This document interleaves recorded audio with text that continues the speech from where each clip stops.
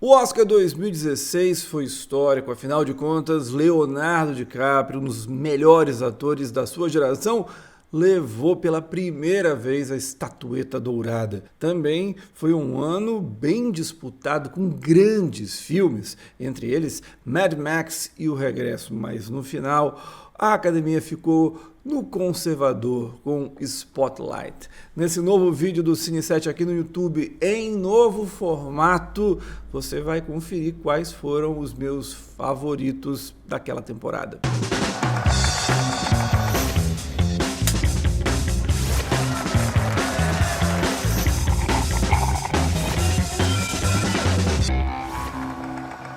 Vou tentar fazer esse vídeo nesse estilo da Lenogari, com a câmera dividida entre a tela com as informações e eu aqui falando.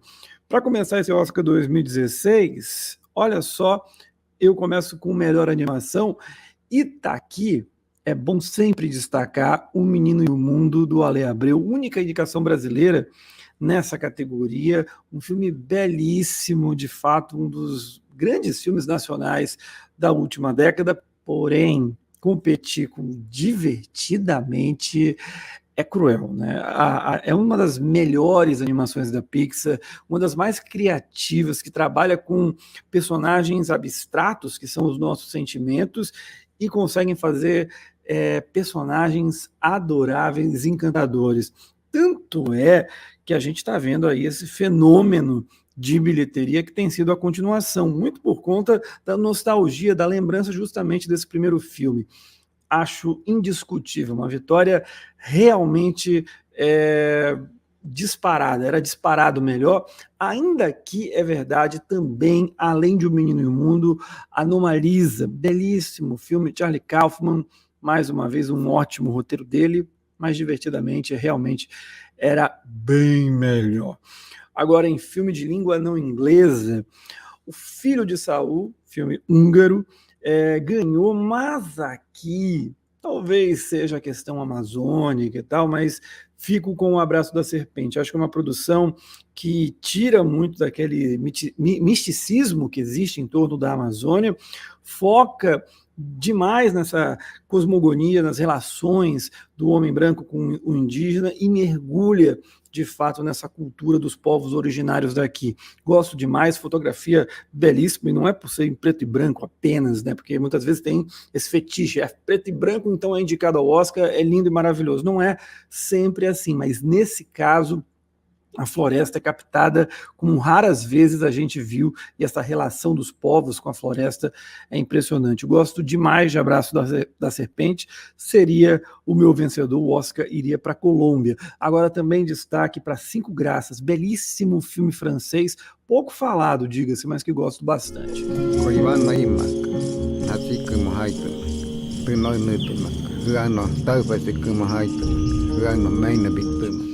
Já em documentário, M é aquele documentário bem corretinho, mas é muito bem contado. O Capedia é um cara que consegue pegar essas histórias de ícones, antes ele tinha feito o filme do Senna, e transformar em filmes realmente emocionantes. E eu prefiro ele do que O Peso do Silêncio, que é do Joshua Oppenheimer. E aqui é bom lembrar que ele antes tinha feito O Ato de Matar. Esse, para mim, é o meu filme preferido dele. Então, gosto, acho que é uma vitória ok, o resultado da academia, ainda que tenha aqui também What Happened to Miss Simone, filme excelente que está disponível na Netflix, e recomendo a você assistir. E aqui já aparece, para quem sabe, recentemente a academia vem dando espaço para a guerra da Ucrânia, essa temática, e aqui aparece com Winter on Fire, também está na Netflix. Não vou passar aqui os curtas-metragens, né? Vou passar esse tempo e vamos então logo para as categorias de longas, começando com efeitos visuais.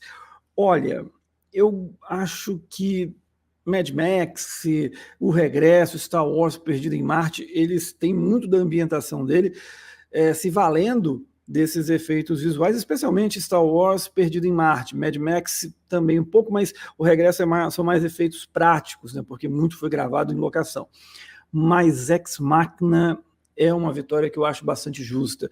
É aquele filme que tem efeitos visuais delicados, digamos assim, não são tão chamativos, tão visíveis, ainda que, é claro, a personagem lá, a protagonista, é claro que vocês percebem que tem efeitos visuais, mas eu acho que a construção ela é mais delicada, ela é mais assertiva, ela é mais detalhista, e isso me agrada muito, né? Porque essa categoria aqui é sempre aquela coisa exuberante, gigantesca, e esse não, ele trabalha numa espécie de contramão. Então, para mim, uma vitória boa. Gosto desse Oscar de Ex Machina. Melhor som e edição de som e mixagem, gente, Mad Max, né? A partir daqui começa muito Mad Max levando um Oscar atrás do outro. O trabalho de som é impressionante, essa engrenagem que o George Miller faz de assim, essa fúria que tem no título, você percebe em cada elemento sonoro e cada elemento visual. Então, aqui 2 Oscars que não tem muito o que dizer, é inquestionável. Trilha sonora. Aqui pega. Eu gosto muito do Carter Burwell, de Carol. Porém, o Ennio Morricone, ele no máximo tinha ganho o Oscar honorário. Nunca tinha vencido um Oscar concorrendo. E aí aparece com Os Oito Odiados, que nem acho que é uma trilha tão fantástica assim. E fica aquele clima, né, mano? Tá, vamos lá, vai, chegou a hora, tem que premiar o cara. Então, nesse caso, eu vou com a turma também da academia, acho que seria Os Oito Odiados, mas se não tivesse, Carol e Sicário tem boas trilhas sonoras. Só não entendo essa indicação aqui, mais uma do John Williams em Star Wars, O Despertar da Força, não sei, às vezes acho que falta criatividade, né? Que nem eu sei que vocês não gostam muito que eu fale isso, mas é que nem a nossa querida Meryl Streep, quando é indicada ao Oscar, falta opção lá, tá aqui, sobrou a última vaga, gente. Quem que a gente coloca? Ah, Meryl Streep fez filme, John Williams fez alguma trilha, então bota os dois, tá de boa. E eu acho que acaba sendo muito por aí. Bem, canção original ficou com o Sam Smith de 007 contra o Spectre. Eu acho uma cançãozinha bem chata, é bem chata. Mas só que os outros também não ajudam muito. Então, para ajudar, assim, acho que seria uma dobradinha interessante.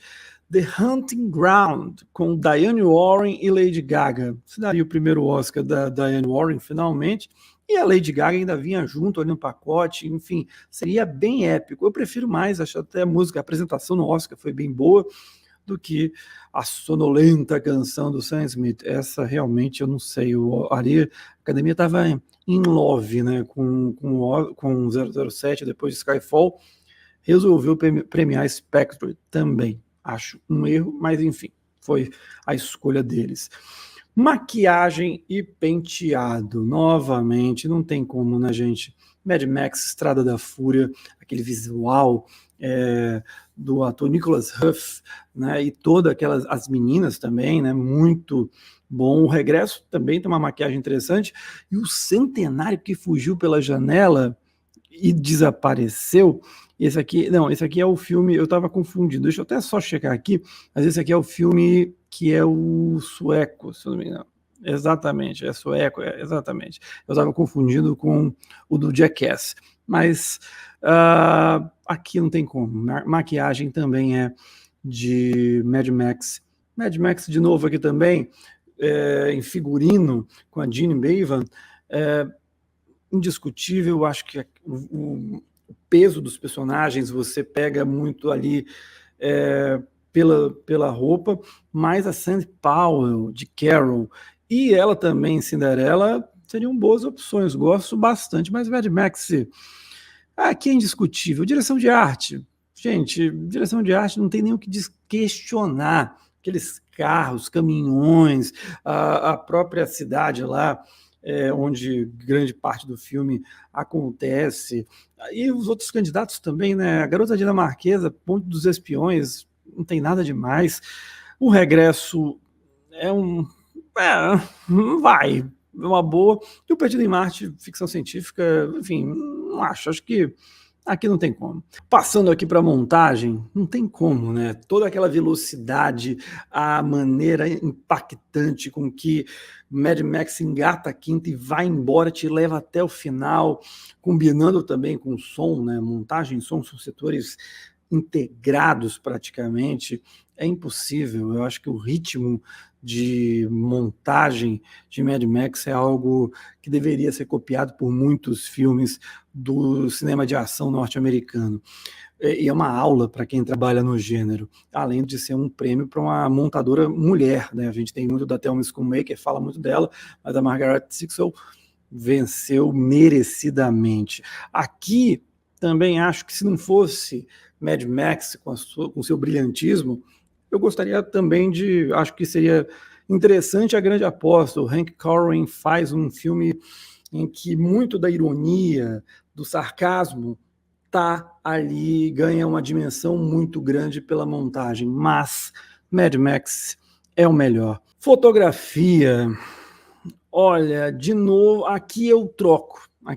Mad Max de novo, John Seale, ainda que o Emmanuel Lubezki, aquelas filmagens em locações mesmo, pegando o sol da manhã, o entardecer, a dimensão daquela floresta seja gigantesca, mas o que o John Seale faz em Mad Max eu acho espetacular, a criação daquele universo, dos locais diferentes, a textura das imagens, né?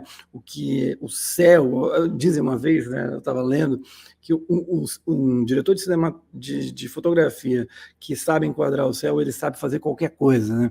E o John Seale faz isso muito bem. Mas aqui é difícil, cara, porque além deles dois, Roger Dinkins também em Sicário, mais uma grande direção de fotografia dele, mas entre Mad Max e O Regresso, eu tenho minha tendência, minha quedinha sempre para Mad Max. Roteiro adaptado, aqui eu concordo com o Oscar. Charles Randolph e o Adam McKay é impressionante, porque é um filme que é muito... é um filmezinho chato, se você for pegar no sentido de contar aquela história. A historiazinha é chata, é delicada. Você fazer com que as pessoas se interessem durante 2h20 para você entender o que é um subprime, por exemplo, amigo, aquilo ali para você desenrolar essa parada é complicada. E o filme faz isso de uma maneira muito sagaz, muito inteligente. O didatismo que ele precisa ter em certos momentos para a gente não ficar perdido consegue ser encaixado de uma forma muito inteligente. A Margot Robbie talvez seja o momento mais marcante de A Grande Aposta. Enfim, eu acho que era um desafio muito grande que eles tinham em mão para traduzir a crise econômica que todo mundo sentia, mas que tem muito do economês ali, e eles conseguiram fazer isso com louvor. Gosto bastante, e acho que o único roteiro que poderia ali atrapalhar era Carol, do Phyllis Nagy, mas A Grande Aposta era o melhor. Roteiro original. Spotlight, eu não vou negar que seja um roteiro que eu gosto. Eu gosto bastante porque é uma história que você pode dizer não tem tanta ousadia, não tem algo novo, mas é uma história muito bem contada. E que às vezes você até pensa, foi uma adaptação de livro, mas não. Os caras pegaram aquela história e criaram, né, de maneira muito bem conduzida e com bons personagens aquela história sobre pedofilia dentro da Igreja Católica. Agora, por outro lado, Divertidamente, eu acho extremamente criativo, eu acho uma produção que também tem o desafio de você, como eu já falei ao citar a primeira vitória dele, trabalhar personagens abstratos, você trabalhar tendo como protagonista a alegria, a tristeza, o nojo, o medo, a raiva, é muito complicado. E o filme faz isso muito bem, bem melhor, aliás, do que o segundo filme. Então, eu tenderia para ficar com ele. Por essa inovação, essa criatividade de você trabalhar isso para o público infantil com o devido cuidado e fazer disso ainda uma produção divertida, leve, gostosa de ver, é um desafio realmente grande. Então, Spotlight, me desculpe, mas divertidamente seria o vencedor. E acho que de todos aqui, esses dois sobram fáceis, porque Ex Machina eu gosto, Ponte dos Espiões eu gosto, e o Straight Outta Compton também gosto, mas aqui eu sou divertidamente. Bem, direção. Como assim, eu já deixei muito claro, sou bem fã de Mad Max, e o George Miller, cara, assim, é um dos melhores trabalhos de direção em um filme de ação da história do cinema. Da história do cinema. O que ele faz, você operar aquilo ali, é você ser um maestro, né? É você ser um maestro, um gigante.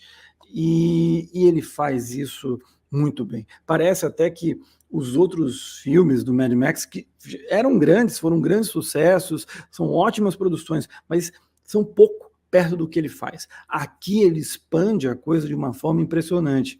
É claro que o Alejandro González Iñárritu, ele também tem um desafio técnico brutal em O Regresso. Não dá para questionar. Ele faz um trabalho realmente impressionante, de larga escala, os desafios de vencer o frio, você gravar naquela temperatura é um negócio absurdo. Mas o George Miller, o que ele faz está acima, está muito acima de todos os outros.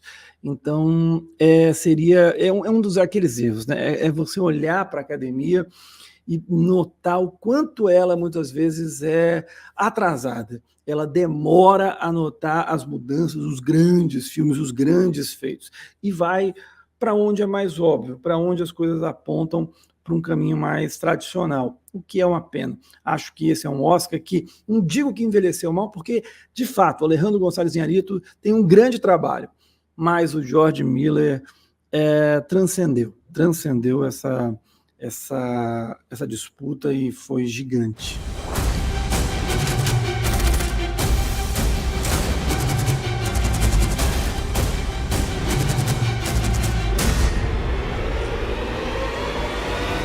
Atriz coadjuvante, categoria que não estava cá entre nós das mais interessantes, não tem nenhum trabalho assim que eu acho inquestionável. Entre as 5 indicadas, Alicia Vikander está bem, acho que ela até rouba a cena em relação ao Ed Redmayne, mas não seria a minha favorita. Rachel McAdams está competente, gosto dela, mas também nada demais. Kate Winslet é um caso interessante. Muita gente gosta dela, mas eu acho que o filme joga para baixo. Acho que quando você tem ali um Carol, e até mesmo Os Oito Odiados, que não é o melhor filme do Tarantino, mas acho bem superior a Steve Jobs, a Kate Winslet ela se prejudica um pouquinho nessa comparação. E aí eu acho que eu fico entre uma briga com a Rooney Mara e a Jennifer Jason Leigh. A Jennifer, acho que é o mais interessante que o filme tem do Tarantino. A personagem é ótima, é aquela sacana que quer enganar todo mundo, enfim. Mas Rooney Mara e Cate Blanchett juntas. A Rooney Mara mais linda do que nunca. Num processo difícil, porque ela é aquela jovem que está se descobrindo e que está entrando num relacionamento e que está conhecendo os preconceitos do mundo. Poderia ser uma coisa muito boba, muito tolinha, mas que ela consegue colocar de uma forma muito elegante e bela. Então, meu Oscar iria para Rooney Mara nessa disputa de atriz coadjuvante. Ator coadjuvante. Aqui eu tenho que admitir uma coisa. Quando aconteceu o Oscar desse ano, eu falei, Mark Rylance mereceu, porque eu gosto demais do trabalho dele. É aquela atuação discreta, quando você vê, o cara roubou o filme do Tom Hanks. Mas, gente, Sylvester Stallone como Rocky Balboa, ele, que até acho que não merecia vencer aquele Oscar, acho que de 76, se não me engano, se não foi 77, depois vejam aí para mim, por favor. Mas se você tem essa segunda oportunidade, você não pode desperdiçar. Você não pode desperdiçar. Ah, mas o Stallone fez muita bobagem depois do primeiro Rock. Ok, fez muito. É um ator, talvez no cômputo geral inferior ao Mark Rylance, o Christian Bale, o Mark Ruffalo, nem digo muito do Tom Hardy. Ok, tudo bem. Mas tem momentos em que você tá lidando com um ícone, com um gigante na tua frente. Então não dá para você deixar errar de novo. Você não pode errar de novo. Ainda que eu repita, o Oscar dos anos 70 não foi tão errado assim, porque até concordo com para quem foi o melhor ator.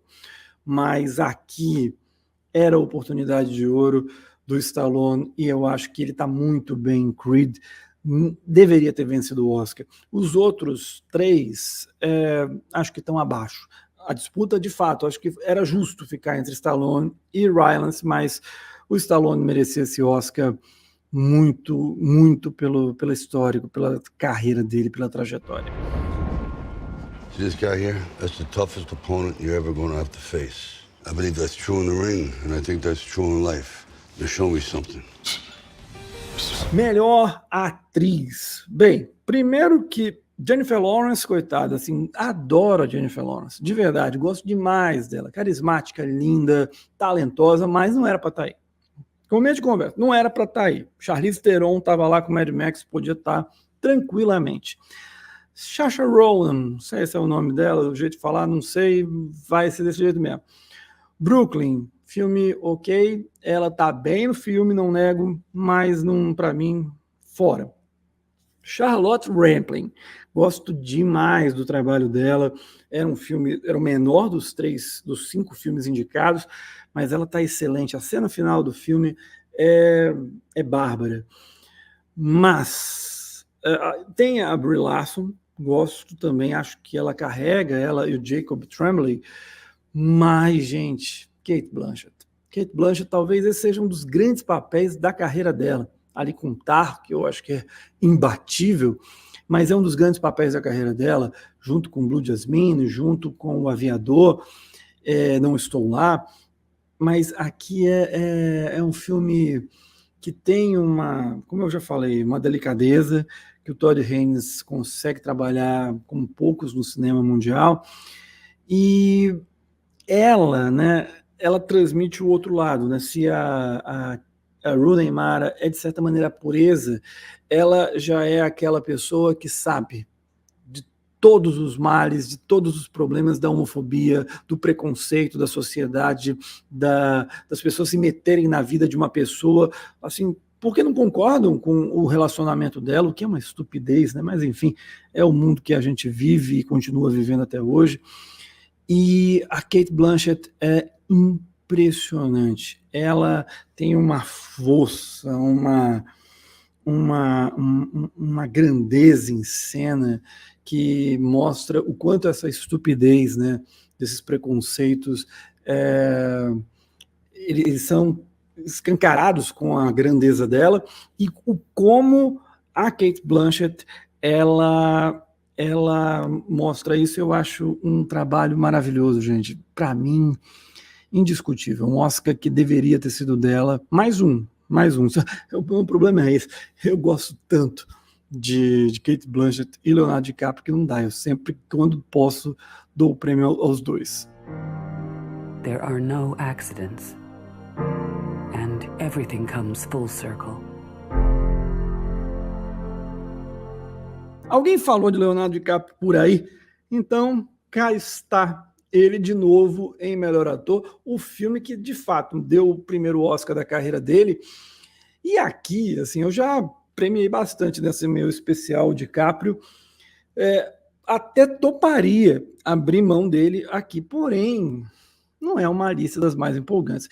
Ed Redmayne, na boa, esse papel, essa atuação dele é uma coisa muito problemática e bem fraquinha, sinceramente. Matt Damon, gosto, mas só, então não tem nada demais. Bryan Cranston em Trumbo, também, tá bem, nada demais.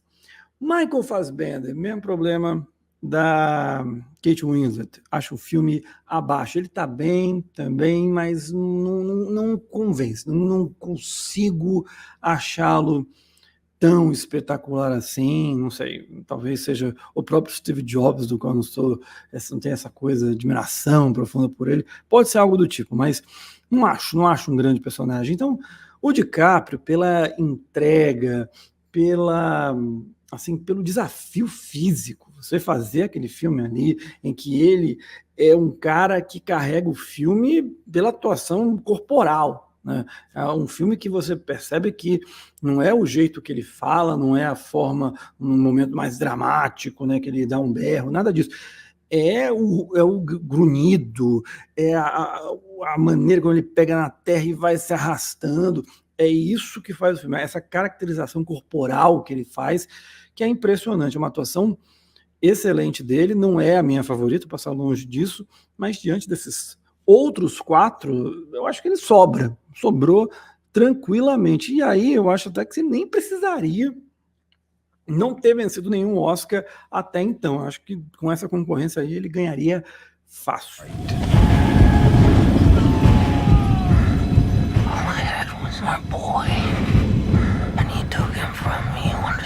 Vamos então a melhor filme do Oscar 2016. Vocês têm alguma ideia de quem eu vou escolher, né? Bem difícil, né?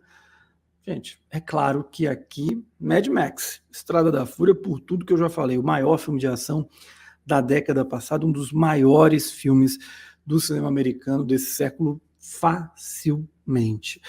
Aí, pegando agora, só para não ficar sendo repetitivo, ficar exaltando Mad Max, dos indicados aqui, vamos lá.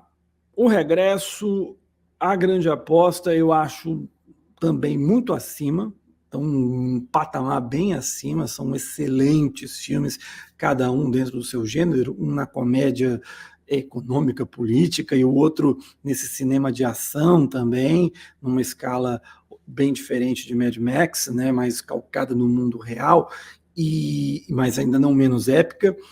Então acho que os dois estão muito bem acima. Abaixo, mas ainda num nível muito bom, um nível ótimo, 4 estrelas, 3 estrelas e meia, Spotlight.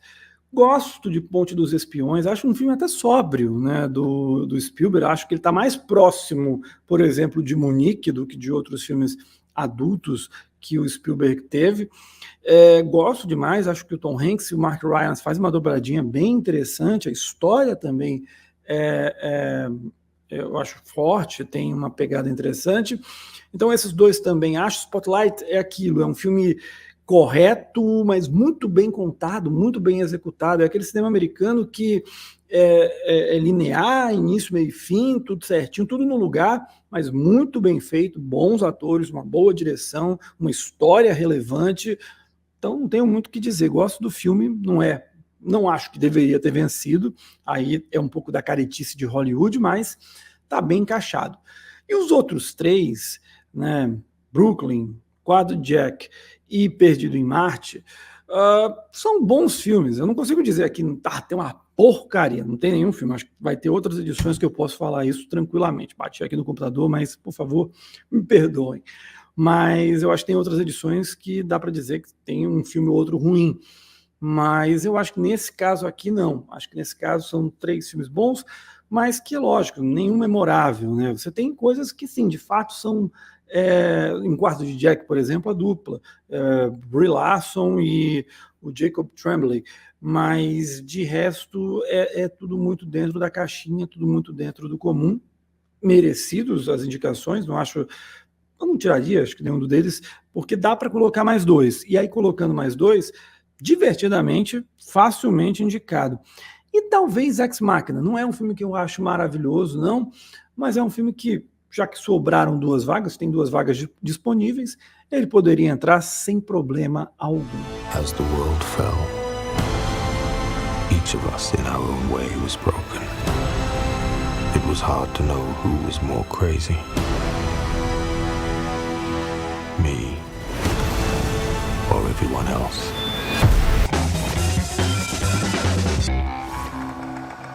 Gostou do vídeo? Gostou desse novo formato? Então curte, compartilhe e, claro, se inscreve e ative as notificações aqui do canal. E não se esqueça também de deixar os seus comentários. Eu volto na segunda-feira ainda testando esse formato, aprimorando ele a cada dia que passa, falando da temporada 2017 e de todas as polêmicas entre Moonlight e La La Land. A gente se encontra, até lá, tchau.